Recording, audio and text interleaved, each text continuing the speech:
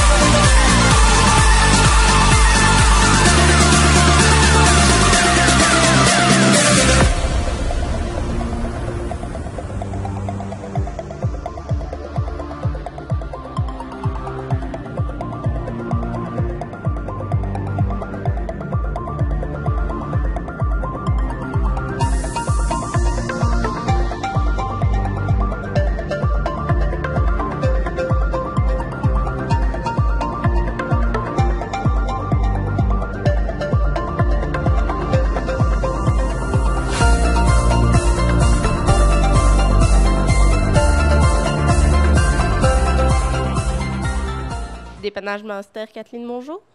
Oui. Oui. C'est quoi comme voiture? D'accord. Et le lieu? Oui. Je pourrais avoir la plaque, s'il vous plaît? Oui. D'accord.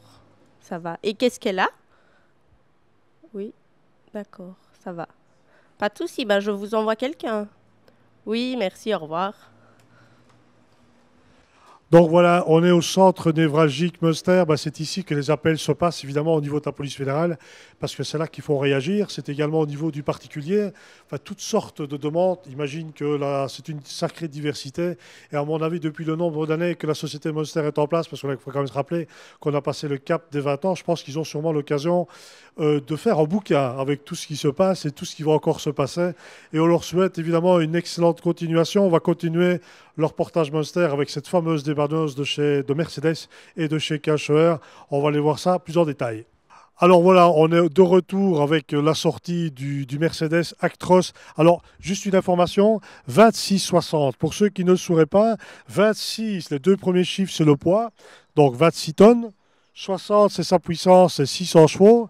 Et alors, ce qui est tout à fait extraordinaire, c'est que ça peut quand même tracter 69 tonnes. Je ne me trompe pas, M. Münster, on est dans le bon? Non, celui-là peut tracter c'est 100 tonnes au total en fait. Donc comme il pèse 20 tonnes à vide, Oui. il peut tirer 80 tonnes. Donc vous voyez, 60 tonnes, rien, 69 tonnes. Donc voilà jusqu'où on va au niveau technique. Alors un camion comme celui-ci, c'est évidemment un investissement qui est relativement lourd au niveau du châssis cabine, mais qui n'est encore rien à comparer à l'équipement. Non, l'équipement c'est à peu près 2 fois le prix du châssis. Il faut compter une dépanneuse poids lourd, minimum 350 000 euros.